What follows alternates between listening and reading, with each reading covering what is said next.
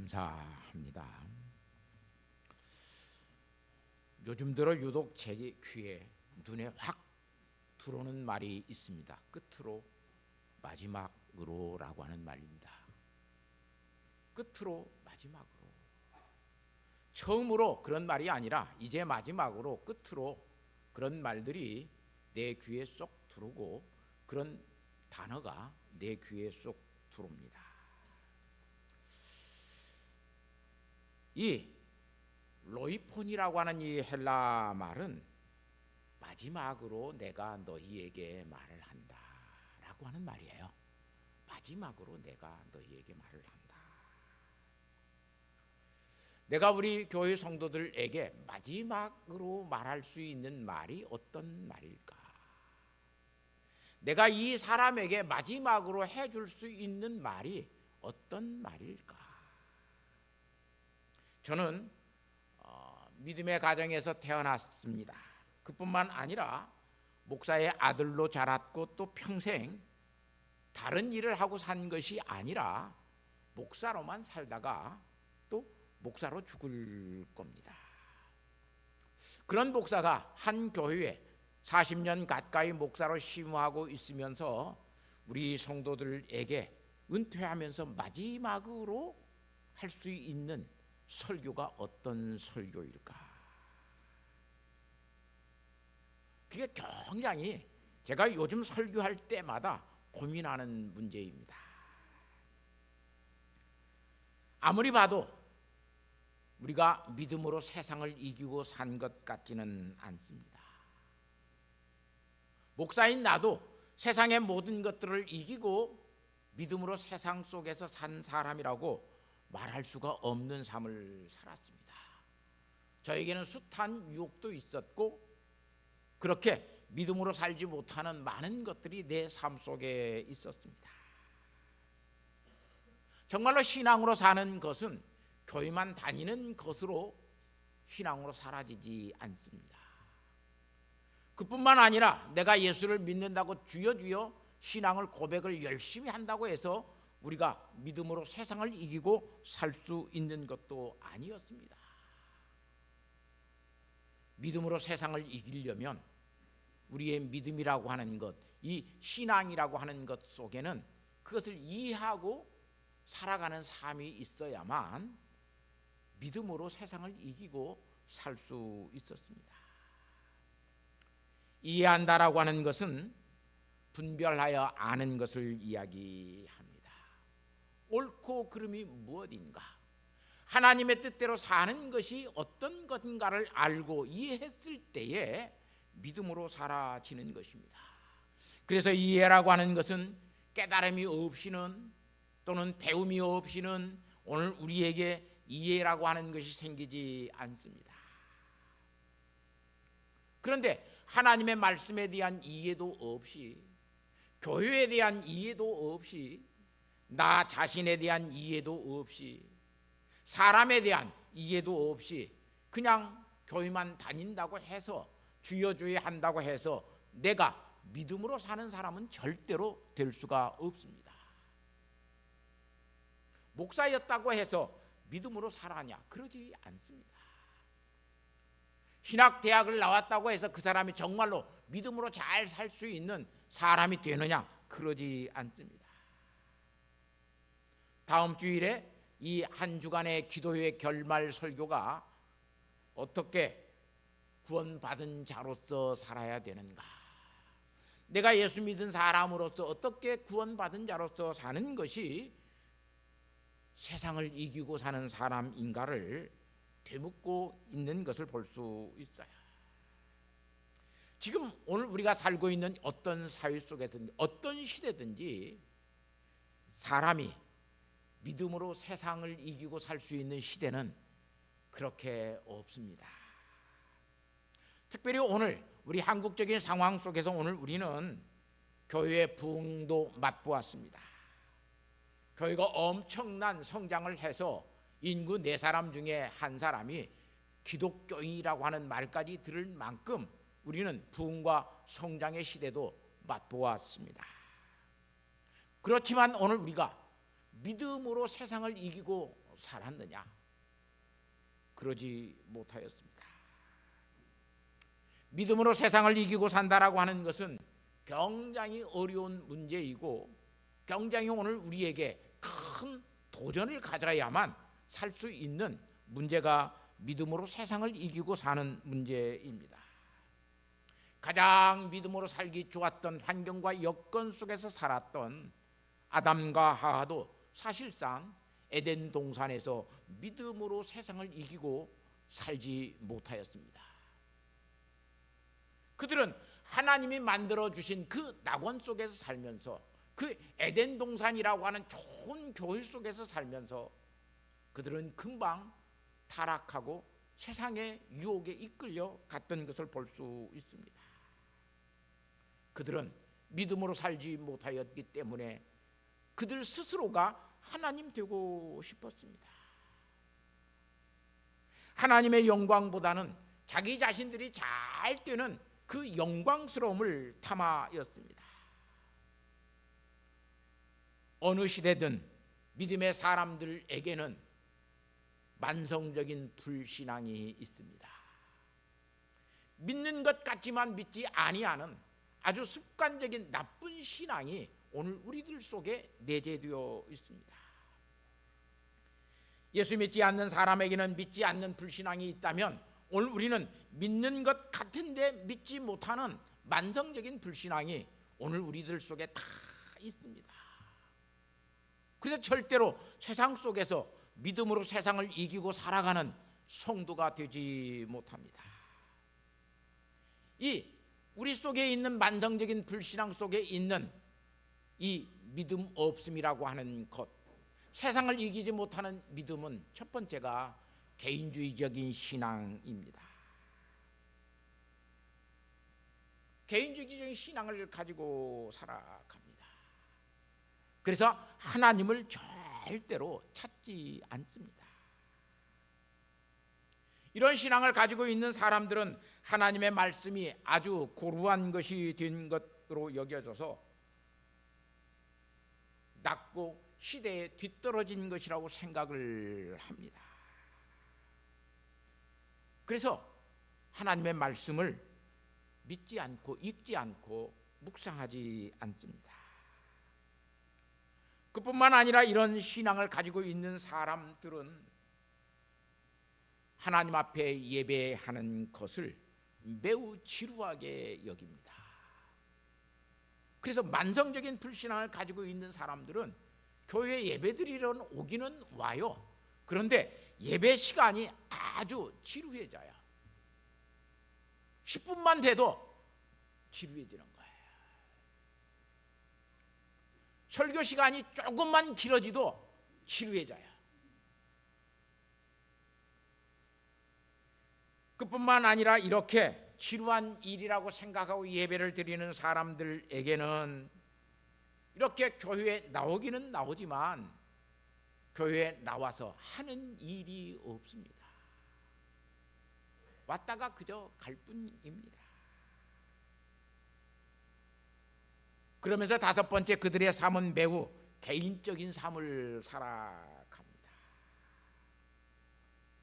자기만 생각하고 사는 매우 개인적인 삶을 살아가는 사람들이 되어지는 것을 볼 수 있습니다. 예수님 당시에도 이스라엘 백성들이 그런 만성적인 불신앙을 가지고 하나님을 섬기면서 살았습니다. 그래서 예수님은 그들을 향해서 뭐라고 말씀하셨냐면, 의식하는 자들아, 겉으로는 하나님을 믿는 척하지만 하나님을 믿지 않는 자들이라고 그들을 책망하였습니다. 두 번째는 그들이 매우 개인적인 이기적인 생활을 하였기 때문에 자기 자신의 잘못은 인정하지 않고 남의 잘못은 인정하고 남의 잘못을 들추어내는 삶을 살았습니다. 그래서 예수님은 누가복음 6장 41절 말씀에 어찌하여 형제의 있는 눈 속에 있는 들보는 보면서 내 눈 속에 있는 들보를 보지 못하면서 형제의 눈 속에 있는 티는 보느냐고 책망하시는 것을 볼 수 있습니다. 교회에 다니면서도 이 만성적인 불신앙을 가지고 있는 사람들은 계속해서 자기만 보지 남은 보지 않습니다. 그래서 이런 만성적인 불신앙을 가지고 있는 사람들은 세 번째 예수님께서 말씀하실 때 뭐라고 말씀하시냐면 하나님을 사랑하지 않고 살아갑니다. 신앙이 뭐냐면 내가 하나님을 사랑하는 것이 신앙이에요.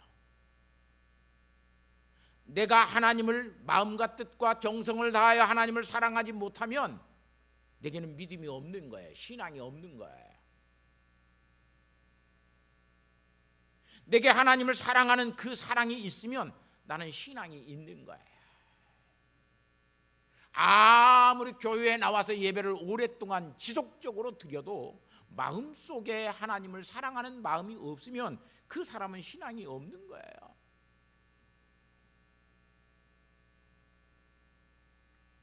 그래서 예수님은 유대인들에게 이렇게 말씀합니다. 다만 하나님을 사랑하는 것이 너희 속에 없음을 알았노라. 그들이 같이 예루살렘 성전에서 제사하고 예배하지만 그들의 마음속에는 하나님을 사랑하는 것이 없었습니다. 그래서 사두개인은 바리새인을 미워하고 바리새인과 사두개인은 서로가 원수적인 삶을 살아갑니다. 그뿐만 아니라 바리새인과 사두개인은 또한 일반 성도들을 미워하고 멸시합니다.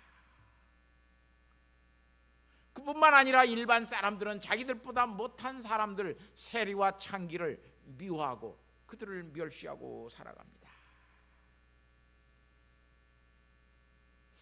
이런 사람들이 많아지면, 이런 사람들 속에 내가 있으면, 나도 그들과 같이 살고 있으면 절대로 우리는 세상을 이기고 살 수 있는 믿음의 사람은 되지 못합니다. 이렇게 믿음으로 살지 못하게 되는 우리 속에 있는 8가지 생각이 있어요. 이 8가지 생각을 근본 기도의 주간에서 하나씩 살펴보려고 그래요. 첫 번째는 개인적인 개인주의라고 하는 생각이에요. 나만 생각하고 사는 것, 내가 우주의 중심이라고 생각하고 사는 것입니다. 내가 없으면 다른 사람도 없다고 생각합니다. 이게 큰 문제예요. 두 번째는 소비주의 신앙이에요. 나는 무조건 소비하고 살아야 된다. 이 소비주의는 물질주의에서 나오는 불신앙이에요. 그래서 나는 소비하기 위해서, 내가 쓰기 위해서 나는 많이 가져야 된다라고 생각하고 살아갑니다. 그래서 예수를 믿으면서도 나는 부자로 살고 싶은 생각들이 우리의 마음속에 가득 차 있습니다. 세 번째는 국가주의라고 하는 신앙이에요. 우리나라만 복받았다. 우리나라만 하나님께서 선택한 나라이다. 이스라엘 백성들 속에 있었던 시오니즘이라고 하는 것이 오늘 우리 속에 있어요. 가장 복을 많이 받은 나라가, 지금 이 지상에서 가장 복을 많이 받은 나라가 어떤 나라이냐? 미국이다, 대한민국이다, 이렇게 이야기를 해요. 네 번째는 도덕적 상대주의입니다. 이 도덕적 상대주의 속에 살아가면 너는 나와 다르고 내 판단은 너의 판단과 다르다라고, 자기만 옳다라고, 자기의 신앙만이 최고라고, 나는 가장 잘 믿고 있는 사람이라고, 내 행동은 가장 옳은 것이라고 이야기하고 살아갑니다. 이 도덕적 상대주의는 절대성과 절대자를 인정하지 않습니다. 그래서 문제예요. 그리고 다섯 번째, 현대인들에게는 과학적 자연주의가 우리의 신앙 속에 들어와 있습니다. 세상을 살펴보면 물질만이 있는 것 같습니다. 그래서 물질이 가장 중요하다고 생각합니다. 물질이 없으면 살 수 없다라고 이야기합니다. 다시 말하면 돈이 최고라고 여기고 살아가는 신앙이 우리 속에 있습니다. 공부도 왜 해요? 돈 벌기 위해서 해요. 모든 일이 하는 것들이 돈과 연결이 되어 버린 것을 볼 수 있어요. 여섯 번째는 뉴 에이지라고 하는 사상입니다. 새로운 시대가 우리에게 열렸다라고 하는 말이에요. 1980년대부터 시작한 이 사상 운동인데, 이것은 신비주의 영향 아래서 하나의 어떤 물질을 중심으로 하는 정신 운동으로 서구 문명이, 기독교라고 하는 서구 문명이 위기감에 처해 있을 때 싹튼 사상입니다. 이 뉴에이지 운동의 표현은 누구든지 신이 될 수 있다라고 하는 거예요. 누구든지 하나님이 될 수 있다. 그래서 이건 고대 범신론적 사상과 정령숭배 사상을 현대적으로 옷을 입혀서 너도 뛰어난 정령이 될 수 있다, 너도 뛰어난 신이 될 수 있다라고 그렇게 이야기합니다. 나도 그런 신이 될 수 있다라고 이야기합니다. 일곱 번째는 기독교 이후에 포스트 모던 이주에 나온 부족주의라고 하는 신앙이에요. 부족주의 슬로건은 우리는 엄청나게 다양한 세상 속에서 살고 있다, 그러나 나는 너와 같은 세상에서 살고 있다, 너와 나는 같은 부족이라는 거예요. 그래서 우리끼리 잘하자는 거예요. 우리끼리 잘하자. 이 부족주의 신앙은 우리의 신앙을 또한 야금야금 공동체라고 하는 것을 만들어 놓고 좀먹게 만들어 가는 것을 볼 수 있어요. 그리고 이런 복잡한 사회 현상 속에서 얼마나 우리가 복잡한 사회를 살아가는지 모릅니다. 끊임없이 새로운 것들이 쏟아져 나옵니다. 그래서 인간은 심리적으로 불안합니다.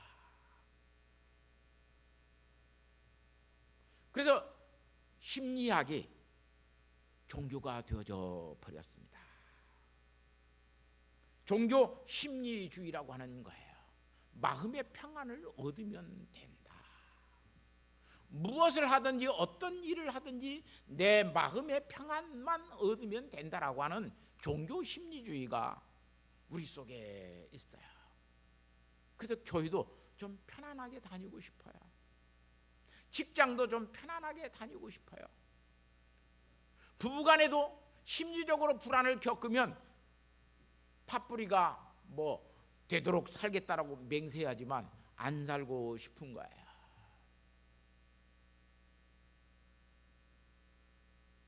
자식도 마음의 평안을 주지 아니하면 자식도 싫은 거예요.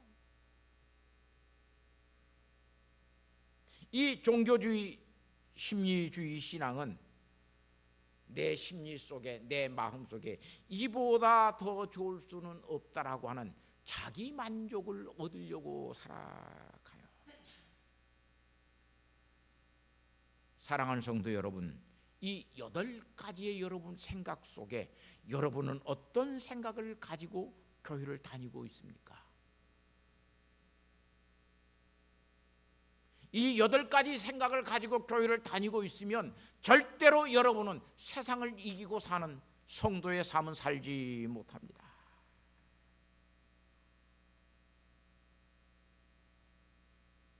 마음의 위로를 얻고자 신앙생활을 하는 그것으로 여러분 끝나버린다면 여러분에게는 하나님께서 덧입혀 주신 거룩함이 절대로 나타날 수 없습니다.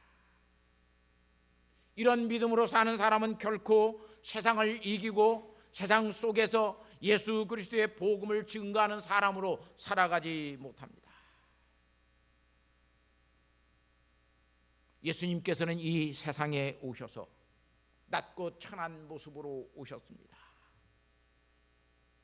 그리고 사람으로서 믿음으로 세상을 이기고 사신 분이 예수님이셨던 것을 우리는 알 수 있습니다. 하나님의 아들로서 그는 십자가에 죽으면서 세상을 이기고 살았습니다. 그래서 요한복음 요한일서 5장 4절과 5절 말씀에 무릇 하나님께로부터 난 자마다 세상을 이기느니라.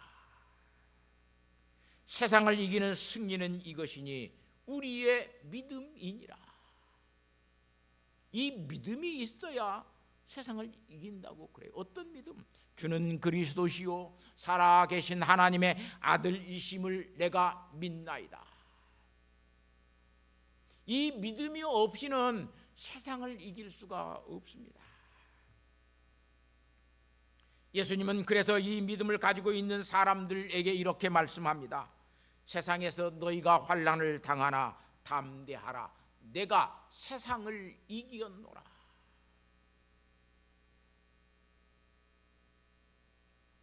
만성적 불신앙 속에 살고 있으면 은밀하게 숨어있는 내 생각 속에서 스스로 믿음 있는 사람으로 사는 것 같은 생각을 가지고 살아갑니다. 나에게는 큰 어려움이 없어. 나는 그래서 믿음으로 잘 살고 있는 사람이야. 그런 개인적인 생각을 가질 때가 많습니다. 그래서 우리는 믿음으로 세상을 이기지 못하고 믿음으로 사는 척 그렇게 자기 자신을 위로하고 살아갑니다. 우리에게는 성경적인 신앙, 다시 말하면 예수 그리스도를 하나님의 아들로 믿고 예수 그리스도가 나의 구주 되심을 믿고 그 믿음으로 세상을 이기려고 하는 믿음의 선한 싸움이 오늘 우리에게 없기 때문에 오늘 우리는 믿음으로 세상을 이기지 못하고 살아갑니다. 사도 바울은 오늘 믿음으로 세상을 이기고 사는 성도에게 참 기쁨, 주 안에서 기쁨이 있다라고 이야기합니다. 여러분, 세상을 믿음으로 이기고 살면 우리에게 그 누구에게도 뺏기지 않는 기쁨이 있어요. 세상을 이겼다라고 하는 승리의 기쁨. 운동 경기에서 내가 응원하는 팀이 이겨도 오늘 얼마나 기뻐요. 우리나라 대표팀들이 나가서 우승을 하고 금메달을 따면 오늘 우리가 얼마나 그것을 기뻐해요. 정말로 오늘 우리가 믿음으로 살고 있다면 세상을 이기는 믿음의 기쁨, 그 승리의 기쁨이 오늘 우리에게 있어야 돼요. 그 기쁨을 오늘 사도 바울은 1절에 이야기합니다. 믿음으로 세상을 이기고 살면 첫 번째, 그런 기쁨 속에서 살려면 너희는 조심하고 삼가하는 것이 있어야 한다. 2절에서 말씀합니다. 여기 삼가하다라고 하는 말은 블레포라고 하는 말이에요. 조심한다, 삼가한다라고 하는 그런 의미가 아니라 그들을 보라고 하는 말이에요. 블레포, 무엇을 봐라. 너희가 이런 사람들을 잘 봐야 믿음으로 사는 일에 승리하고 있다고 말을 하고 있어요. 그래서 사도 바울은 그렇게 말을 합니다. 개들처럼 사는 자들을 보고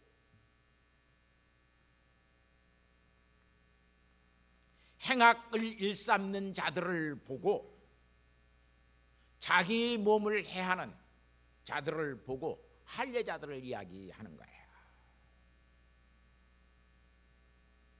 문자적 의미로 썩 이해되지 않는 말이지만 사도 바울이 지금 성도들에게 무슨 말을 하냐면 개들처럼 자기 욕심으로 사는 자들을 너희가 유심히 보아라. 거짓과 외식적으로 사는 사람들을 너희가 유심히 보아라. 유대인이라고 몸의 할례를 받았다고 자랑하는 자들을 유심히 보아라. 그들이 그런 것으로 세상을 믿음으로 이기고 사는 자들은 될 수 없다라고 말씀합니다. 개들처럼 살아도 이길 수 없고, 의식하는 자들처럼 살아도 이길 수 없고, 믿음으로 산다고 자기의 몸을 해하는 것으로 산다고 해도 세상을 이기고 살 수 없다라고 말씀합니다.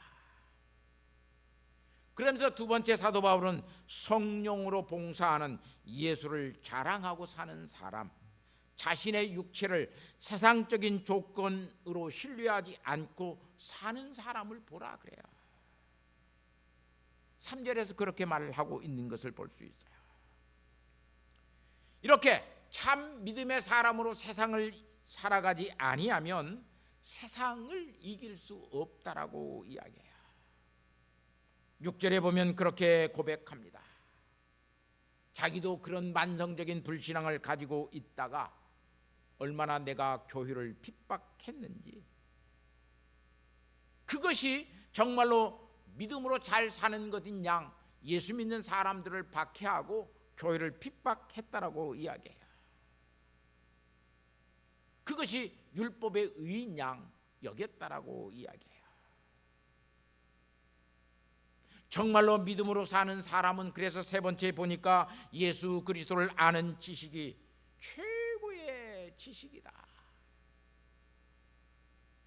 그 믿음이 있으면 세상을 이기고 사는 사람이 된다라고 사도 바울은 8절에서 말을 하고 있는 것을 볼 수 있어요. 가장 그것이 고상하다 그래요. 휘폐롭고 최고이다란 말이에요. 모든 것을 능가하는 최고이다. 가장 탁월한 것은 예수 그리스도를 내가 나의 구주로 아는 것, 그것처럼 탁월한 것이 없어요. 예수님이 나를 사랑했다라고 하는 것, 내가 예수님을 사랑하고 있다라고 하는 것, 이것처럼 탁월한 것이 없어요. 예수 그리스도를 그렇게 알게 되었을 때 오늘 우리에게 어떤 신앙이 생기냐면 인격적인 신앙이 생기는 거예요. 인격적인 신앙 속에서만 사랑을 할 수 있어요. 우리는 사람을 사랑하게 되었을 때 그것을 인격적인 사랑이라 이야기해요. 다른 것을 사랑하는 것을 가지고 그것을 인격적인 사랑이라고 말을 하지 않아요. 아무리 요즘 뭐 애완견을 키우고 반려묘를 피우고 애완견이라고 하도 않고 요즘은 뭐 가족이라고 이야기를 하더라고요.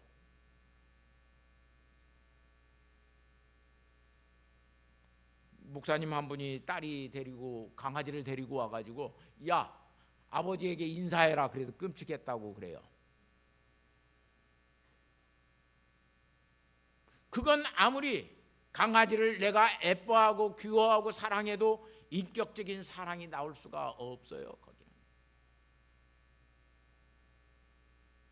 내가 하나님을 사랑하고 하나님이 나를 사랑하는 것을 알게 되었을 때에 그걸 인격적인 신앙이라 그래요. 이 인격적인 신앙을 가지고 있는 사람은 세상을 이기고 살 수 있어요.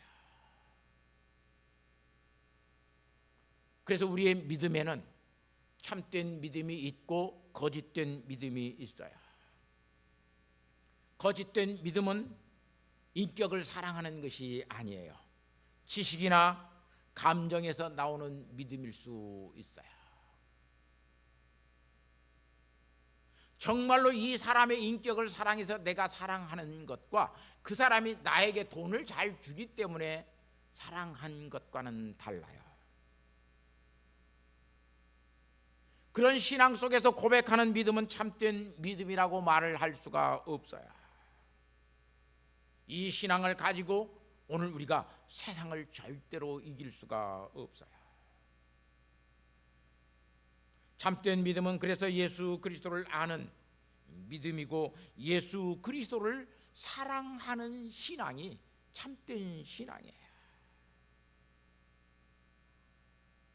이 인격적인 신앙은 그래서 예수 그리스도를 구주로 아는 신앙이요 예수 그리스도가 나를 사랑한다라고 하는 것을 확신하는 신앙이요, 예수 그리스도의 뜻대로 내가 행동하는 것이 참된 신앙인 것을 알 수 있어요. 이 신앙이 없으면 절대로 세상을 이길 수가 없어요. 그래서 이런 참된 믿음을 가지고 있는 사람은 하나님의 말씀을 이해합니다. 하나님의 말씀을 이해해야만 하나님을 이해할 수 있어요. 그렇게 하나님을 이해하고 하나님의 말씀을 이해한 사람에게는 성찰의 지혜가 생겨나요. 말씀을 통해서 다른 것들을 분별해 봐요. 그래서 자기 자신의 행동과 생각의 모든 것들이 이 하나님의 말씀에 일치하는 일을 신중하게 생각해요. 그리고 신행일치의 삶을 살아가요. 세상의 인격자도 언행일치의 삶을 살아야 세상에서 인격자라고 이야기를 해요. 간디의 유명한 일화가 있어요. 어느 날 어머니가 한 어린 아이를 데리고 와서 선생님께서 이 아이에게 단 것을 먹는 것이 좋지 않다라고 하는 것을 타일러 주십시오. 그러니까 간디가 다음에 데리고 오라고, 일주일 뒤에 데리고 오라고 그래요. 간단한 말인 것 같은데 왜 그렇게 않고 다음 주에 데리고 오라고. 그때 내가 아이에게 단 것을 먹으면, 사탕을 많이 먹으면 건강에도 좋지 않고 이빨도 썩으니 좋지 않다. 그걸 내가 아이에게 타일러 주겠습니다. 옆에 있던 제자들이 묻습니다. 선생님, 간단한 그 이야기를 왜 하지 아니하십니까? 그랬더니 간디가 한 유명한 말이 있어요. 내가 단 것을 먹거든. 내가 단 것을 먹거든. 근데 내가 단 것을 막 좋아하면서 먹으면서 그 아이의 보고는 너 단 건 먹으면 안 돼, 사탕 먹으면 안 돼, 그 말을 내가 해줄 수가 없지. 그게 언행일치의 삶이에요. 그렇게 살았기 때문에 간디를 성자라고 사람들이 불러요. 마트마 간디, 위대한 삶을 산 사람이라고 하는 이야기예요. 예수 믿는 사람은 언행일치의 삶을 넘어서서 믿는 대로 사는 신행일치의 삶을 살아야 신앙의 인격자가 되는 것을 볼 수 있어요. 그래서 신자는 튀김처럼 살면 안 된다 그래요. 튀김은 겉은 바삭하고 속은 촉촉하고 부드러워야 튀김이 좋아요. 겉과 속이 다른 사람으로 살면 예수 믿는 사람은 아니다라고 이야기해요. 옛날에 그래서 많은 부흥사들이 예수 믿는 사람은 어떻게 살아야 되느냐? 양파같이 살아라 그래요. 양파는 까도 또 그 껍질이 나오고, 까도 또 그 껍질이 나와요. 그러면서 뭐만 나와요? 자꾸 까면 눈에 눈물이 나와요. 매웁기 때문에. 그렇게 겉과 속이 계속 똑같은 삶을 사는 것은 우리에게 참 눈물 나는 일이에요. 그래서 양파같이 살으라고 하는 말을 옛날 부흥사들이 참 많이 했어요. 겉 다르고 속 다르면 의식주의자고 형식주의자입니다. 예수님은 그런 사람들에게 너희가 회칠한 무덤이라고 이야기하였습니다. 그뿐만 아니라 겉으로는 사람에게 옳게 보이려고 그렇게 살지만 안으로는 의식과 불법이 가득하다라고 책망하였습니다. 오늘 우리의 모습이 아닙니까? 우리는 얼마나 선한 척을 하지만 속에는 얼마나 악한 것들이 가득 차 있습니까? 지금 이렇게 예배를 드릴 때에는 참 교인 같고 성도 같은데 여러분의 직장의 터전으로 돌아가면 여러분은 어떤 사람이 되어져 버립니까? 그렇게 사는 한 오늘 우리는 세상을 절대로 이길 수가 없습니다. 사랑하는 성도 여러분, 교회에서 예배드리는 모습이 우리의 모습이 아닙니다. 가정에서 여러분이 있는 모습이 여러분의 모습입니다. 직장에서 사람들과 같이 일하는 모습이 여러분의 모습입니다. 그 속에서 여러분은 어떠한 삶을 살아가고 있습니까? 정말로 예수 그리스도가 구주 되심이심을 증언하고 증거하고 내가 손해를 당하고 불이익을 당해도 어려움 속에 있어도 내가 그 믿음의 삶을 실천해 가면서 살아갑니까? 믿음으로 말하고 말한 대로 행동하면서 살아가는 그런 성도의 삶을 살아갑니까? 말은 하지만 내게 불이익이 되고 내게 유익이 되지 않는다면 어느 순간에 슬그머니 빠져나가는 사람이 되어져 버렸습니까? 참 신앙은 이해하는 삶입니다. 참 신앙은 이해하고 행동하는 삶이 참 신앙입니다. 우리는 이해 없이 신앙에 고백할 때가 너무나 많습니다. 이해하지 못하고 살아가지 못하고 성도의 구호만 외칠 때가 너무나 많습니다. 그런 것으로 오늘 우리가 세상을 이길 수 없습니다. 신앙의 삶은 하나님의 말씀 그리고 나 자신과 세상에 대한 이해 없이 사라질 수 있는 삶이 아닙니다. 내가 믿음으로 살기 위해서는 하나님의 말씀을 이해해야 됩니다. 나 자신을 이해해야 됩니다. 그뿐만 아니라 내가 살고 있는 세상이라고 하는 이 문화라고 하는 것을 이해하지 않고 살아갈 수가 없습니다. 신앙, 이해의 삶을 사는 것입니다. 신앙, 무조건적으로 사는 삶이 아니라 신앙은 하나님의 말씀과 나를 그리고 나의 현실을 상황을 이해하고 그 속에서 하나님의 말씀대로 살아갈 때 그게 신앙의 삶을 사는 것이고 믿음의 삶으로 세상을 이기는 성도의 삶을 살아가는 것입니다. 사랑하는 성도 여러분, 여러분 어떻게 살고 싶으십니까? 욕심과 본능을 따라서 순간순간 남들에게 들키지 않는 것만 다행으로 여기고 살아가는 사람이 되겠습니까? 아니면 하나님의 면전에서 사는, 하나님이 지켜보고 계심을 알고 믿음으로 사는 승리의 사람이 되시겠습니까? 세상을 이기고 사는 성도들 되시기를 예수님의 이름으로 부탁하고 축복합니다. 하나님 아버지 감사합니다. 우리에게 믿음이 있다고 그러면서도 우리는 믿음이 어느덧 만성적 불신앙이 되어져서 아버지 하나님 믿음으로 살면서도 믿음이 아닌 8가지 생각들을 우리는 마음에 품고 그렇게 행동하고 그렇게 살아갈 때가 너무나 많습니다. 주님, 믿음으로 세상을 이기는 성도들 되게 하옵소서.